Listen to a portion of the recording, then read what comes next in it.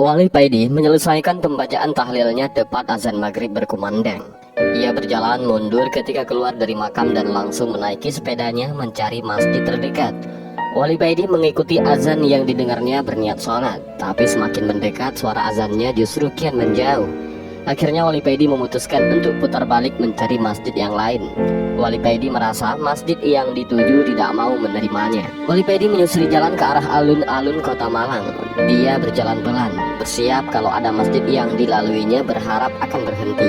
Ketika Wali Paidi berada di depan rumah makan Kairo ataupun restoran menu Timur Tengah, hatinya menyuruh belok kiri.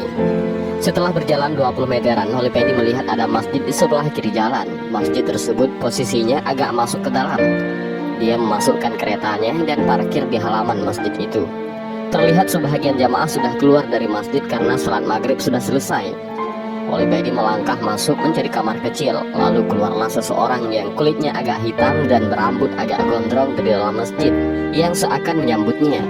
Melihat dari sarungnya yang mengelinting dan baju kokonya yang putih lusuh serta membangkang memberi, mungkin orang ini tukang becak, gumamnya. Wali Paidi kaget, dia sering kagetan memang. Ketika bertanya padanya di mana letak kamar kecil itu, wajah orang tersebut terlihat jelas mirip wajah Arab Habaib. Sorot mata dan wajahnya sangat tajam. Ke kamar kecil, kencing Wali Paidi membuat mabit tidak tenang. Dia merasa berdosa karena mengira Habib tersebut sebagai tukang becak.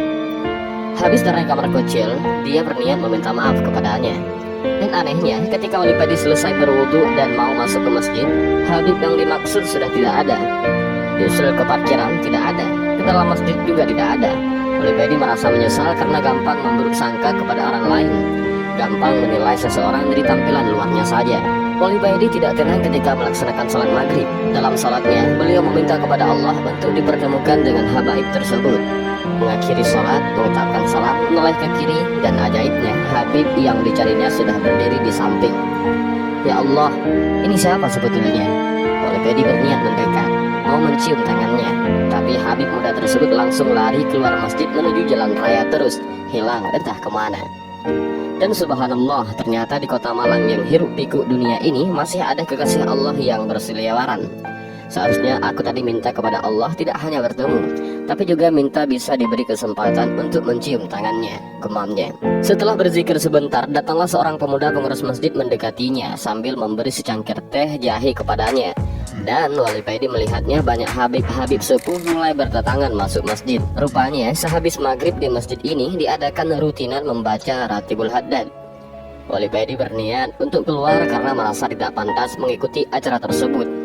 Bagaimana tidak, yang datang semuanya berjubah, sedang dirinya bercelana jeans dan berkaos oblong hitam dengan gambar Gus Dur sedang tertawa lebar. Ketika Wali Paidi berdiri, dia mendengar suara tanpa wujud yang berkata kepadanya, "Hatif, kamu mau pergi kemana?